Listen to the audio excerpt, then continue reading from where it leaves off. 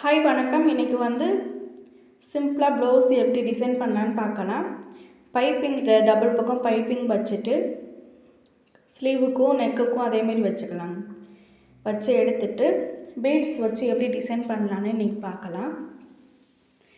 Beads வச்சு நம்ம அந்த பைப்பிங் செகண்ட் பைப்பிங் இருக்குங்களா, அதில் 1 இன்ச்சு கேப்பில் 1 இன்ச்சு மார்க் பண்ணிவிட்டு ஒரு 3 பீட்ஸ் இருக்கிற மாதிரி எடுத்து நம்ம டிச் பண்ணி எடுக்க போகிறோம். இது இப்படி டிச் பண்ணி எடுத்துகிட்டு பார்க்கும்போது ஹேண்டிலே பண்ணுறதுனால ஃபினிஷிங்கும் நல்லாயிருக்கும், பார்க்குறதுக்கு நீட்டாக இருக்கும். சிம்பிளான டிசைன்.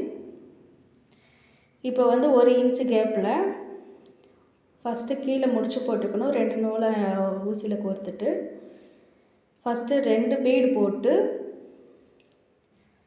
பக்கத்துலேயேவும் கீழே குத்தி எடுத்துக்கணும். கீழ்ப்பக்கமாக எடுத்துட்டு அந்த 2 பீட்ஸ்க்கும் சென்டரில் அந்த நடுவில் எடுத்து இன்னொரு பீட்ஸும் போட்டுக்கணும். போட்டுட்டா இந்த மாதிரி போட்டால் கொஞ்சம் டைட்டாக இருக்கும். திருப்பி அந்த சென்டர்லே கீழே குத்திட்டு நாட்டு மாதிரி போட்டு எடுத்துக்கணும்.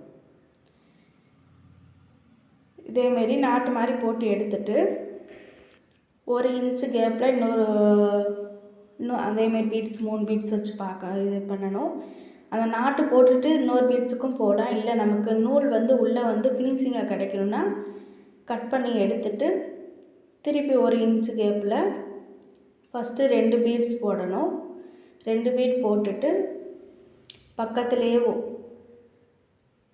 கீழே குத்தி உள்பக்கமாக எடுத்துட்டு திருப்பி சென்டரில் எடுத்துகிட்டு இன்னொரு பீட் வச்சுட்டு இந்த மாதிரி ஸ்லீவுக்கும் நெக்குக்கும் பண்ணும்போது ஃபினிஷிங் சூப்பராக கிடைக்கும். இந்த மாதிரி நாட் போட்டு எடுத்துக்கணும்.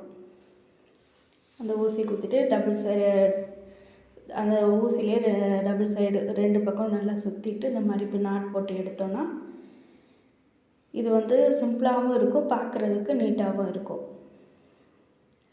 டபுள் பைப்பிங் யூஸ் பண்ணிவிட்டு பைப்பிங் எப்படி கிளாத்லேயே டிச் பண்ணுற வீடியோ கீழே லிங்க் கொடுக்குறேன், பாருங்கள். உங்களுக்கு இந்த வீடியோ பிடிச்சிருந்தால் லைக் பண்ணுங்கள், கமெண்ட் பண்ணுங்கள், ஷேர் பண்ணுங்கள், சப்ஸ்கிரைப் பண்ணுங்கள். தேங்க்யூ.